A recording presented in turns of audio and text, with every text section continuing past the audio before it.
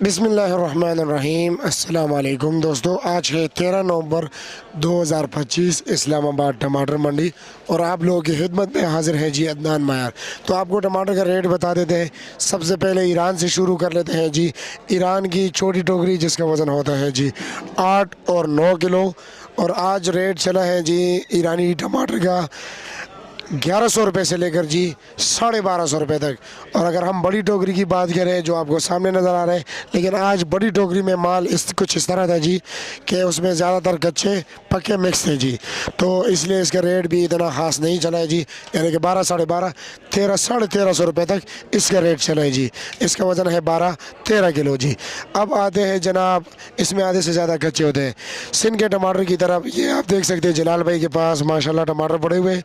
ये सिंध के टमाटर है जी। वज़न कितना होगा टोकरी का जलाल भाई? 11 साढ़े 11 किलो। और रेट क्या है इसका? 1100 के लिए। टमाटर कैसा है? गुजारा है। अच्छा जी।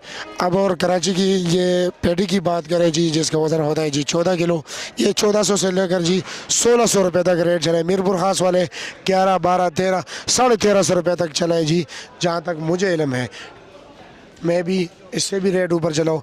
अब आते हैं जनाब धीर और स्वाद के टमाटर की तरफ। धीर और स्वाद के टमाटर जी 13, 14, 15, 16, 17, तकरीबन 1800 रुपये तक जो है ना रेट चले हैं।